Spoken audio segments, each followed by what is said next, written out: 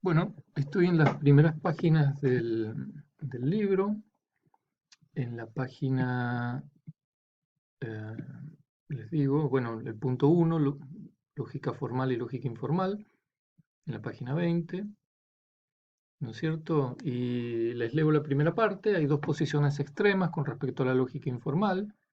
Para algunos la expresión lógica informal es del mismo tipo que cuadrado redondo, no puede existir una cosa que responda a ese nombre.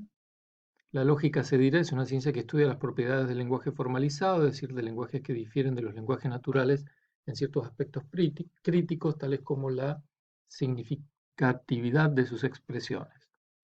Es decir, cuando ustedes lean esto van a ver que está presente acá, o él discute que hay un desencuentro respecto de lógica formal e informal. O sea, la mayor parte de los lógicos formales dicen que la informal no es una lógica, y viceversa, ¿no es cierto? Lo que quiere dejar claro él aquí, en esta primera parte, y que me parece muy bien, es que el mejor modo de entender de qué se trata esto que se llama lógica informal es tener conocimientos básicos de lógica formal. ¿Está bien?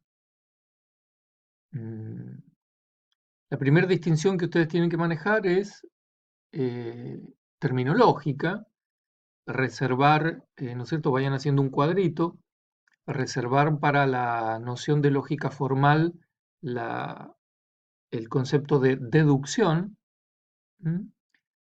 Y para eso viene bien lo que está dicho acá, acompañado por la noción de validez. ¿No es cierto? En los manuales sobre el tema se suele decir que la lógica formal estudia los razonamientos desde el punto de vista de su validez y que ésta depende de la forma de los razonamientos, forma que está dada solo por los significados de los términos lógicos, es decir, las conectivas, principalmente, y no por los términos descriptivos, es decir, no por la materialidad. Por eso en lógica formal, que ustedes estudiaron, lo primero que uno hace para analizar la validez de un argumento es traducir. Uno le quita de encima toda la materialidad y se queda con la pura forma, es decir, la fórmula. Por ejemplo, en Moe ponen P implica Q y P, conclusión Q. Bueno, esa sería la pura forma con la cual ustedes van a trabajar en lógica formal para razonamientos deductivos, donde hablamos de validez. Esa terminología solo se usa para ellos. Saliendo de ahí hay que cambiar la terminología. Esa experiencia ustedes ya la han tenido, estoy seguro, cuando vieron o estudiaron alguna vez la inducción, o sea, los razonamientos inductivos, ¿no? Abiertos y cerrados, es decir, a partir de un número determinado de casos particulares, yo saco una conclusión más o menos general, ¿no es cierto? En ese caso no se trata de razonamientos deductivos para nada, y en ese caso no puedo hablar de validez, sino de razonamientos correctos o no, ¿no es cierto? Las personas que nunca habían visto un cisne negro decían todos los cisnes son blancos, y claro, eso no era fruto de un razonamiento formal deductivo, era fruto de la observación que le permitía llegar a esa conclusión general que fue puesta en cuestión este, la primera vez que vieron un cisne de que no era blanco. O sea, son razonamientos que claramente tienen esa debilidad, que uno los puede revertir en cualquier momento, ¿no es cierto?, con un caso que lo contradiga, en el caso de los inductivos. El inductivo sería un- una primera presentación así general de lo que sería la lógica informal. ¿Por qué? Concretamente, porque no son razonamientos que se estudien por su forma. No hay una fórmula, lamentablemente, no hay una fórmula que permita analizar la inducción. Entonces son razonamientos que uno tiene que analizarlos prestando atención a la materialidad, a lo que dice, a lo que está escrito en el texto, ¿cierto? Una aclaración terminológica importante, yo estoy en la página 21, ¿no es cierto? Es que él llama, Comesaña, llama argumentaciones reales a las que tenemos cotidianamente. ¿no es cierto? Piensen ustedes en la pizza que les mostré, donde hay una pequeña porción que corresponde a la lógica formal. Bueno, todo lo otro, él lo llama las argumentaciones reales, las de todos los días, las cotidianas, las de diferentes disciplinas, donde ese tipo de argumentos no aceptan formalizaciones, ¿no es cierto? Si yo tuviera que explicarle a mi hijo, por ejemplo, por qué no puede salir a la calle, pues es muy posible que no use un razonamiento deductivo, ¿m? Sino que apele a la autoridad de los médicos y otro tanto formas de argumentación que no son formales, que no son deductivas, ¿no es cierto? Eso es lo que él llama aquí argumentación real. Entonces leamos un poquito acá. En favor de la segunda posición, creemos que hay cosas interesantes que decir acerca de la argumentación real que no pueden ser tratadas por la lógica formal. Ya saben ustedes, porque no se pueden hacer fórmulas con eso.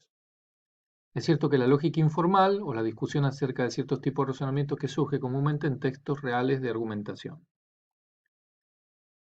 Dice más abajo, dado que la corrección de un razonamiento a menudo depende del contenido de las afirmaciones que lo componen en relación con el contexto en el cual se emite, ¿no es cierto? Este sería propiamente el análisis de la lógica informal. Una disciplina cuyo objetivo explícito es el de estudiar los razonamientos tomando en cuenta solo su forma, excluye de su campo de estudio temas como los mencionados. Esta sería otra de las razones por las cuales la lógica formal rechaza, ¿no es cierto?, la lógica informal. Muy bien, llegados aquí, el autor, estamos en la página 22, el autor ya se lanza de una vez a- hacia la noción de lógica informal, va a tratar de dibujarla, de explicarla, y para ello, ¿no es cierto?, va a presentar tres enfoques y basados principalmente en el texto maestro de- que es el de Aristóteles, ¿no? Las refutaciones sofísticas de Aristóteles. Dice el texto, eh, como en todos los temas lógicos, la lógica informal nace con Aristóteles. En refutaciones sofísticas, este autor expone, clasifica y explica cómo evitar 13 tipos de razonamientos falaces. A partir de aquí es posible distinguir ya en el siglo XX tres enfoques, todos relacionados de alguna manera con el texto fundacional de Aristóteles, ¿no es cierto? Entonces estos tres enfoques son el enfoque de falacias, el enfoque que llama acá el punto de vista de la teoría dialógica, que es el segundo enfoque basado en la teoría de la comunicación y teoría de juegos, que nosotros vamos a llamar contextual, y el tercer enfoque, que es el enfoque retórico, ¿no es cierto? Entonces vamos a ver cómo cada uno de estos enfoques analiza eh, esto que se llama, o esto que constituye cada enfoque, la lógica informal. Entonces debe quedar claro hasta aquí, ¿no es cierto?, que eh, la lógica está interesada por los razonamientos y que no todo razonamiento puede ser formalizado, es decir, no todo razonamiento permite una distinción entre su forma y su materialidad, y que esta forma nos dé una expresión que luego podamos analizar para saber si es correcto o no. Por ejemplo, si yo escucho a alguien diciendo que si llueve, normalmente la calle está mojada y que está lloviendo ahora, y que concluye de ahí que la calle está mojada, yo para saber si es una conclusión válida o no, no voy a prestar atención a si está lloviendo, a si la calle está mojada, voy a salir a la calle, no, simplemente voy a traducir eso, voy a tomar la expresión formal, matemática, lógica, P, flecha, Q, P, raya, Q, o sea, con esa fórmula voy a determinar si esta persona este, construyó o no un argumento que en este caso vamos a llamar válido o no. Si alguien construye un argumento de este tipo, presten atención, y la forma final es la siguiente: P flecha Q y Q, conclusión P, ¿no es cierto? Si yo le hago tablas de verdad a eso, que es el método más sencillo, eso no va a dar nunca una tautología. Entonces yo voy a decir que ese argumento no es válido, ¿no es cierto? Hay muchos que llaman a ese tipo de argumentos falacias también, son falacias formales, ¿no es cierto? Una falacia formal eh, es un argumento que puede tener una apariencia correcta, pero no lo es, ¿no es cierto? Porque hay un método, ¿no? Ese es un tema importante aquí que tiene que ver con la formalidad, ¿no es cierto? Porque ustedes pueden decir, pero ¿y qué sentido? ¿Para qué tenemos las fórmulas? ¿Para qué extraer la forma de un razonamiento escrito en un idioma? Y bueno, porque una vez que yo tengo la forma, lo que yo acompaño en el procedimiento es un método para determinar si esa forma es correcta o no. Esa es la cuestión. Yo tengo métodos, por ejemplo, el método más conocido es la tabla de verdad. Yo le aplico las tablas de verdad, ¿no es cierto? Eso viene de Frege y las tablas de verdad me dicen si ese argumento es válido o no, aplicándole la tabla de verdad a la pura forma. Muy bien, ahora en lógica informal estamos con este tema, estamos en el horno, es decir, no hay forma de a estos razonamientos reales, como llama él, cotidiano, el inductivo, uno que yo les mencioné, pero hay infinitos otros, no hay forma de sacarles la forma, valga la redundancia. Y eso, claro, acarrea un problema porque tienen que ser analizados de otro modo. De eso se ocupa la lógica informal, cómo analizar esos argumentos que, que no admiten que yo le extraiga una forma a la cual después le pueda aplicar un método casi matemático para determinar si es válido o no. Acá tengo que atender a la materialidad, cómo están escritos.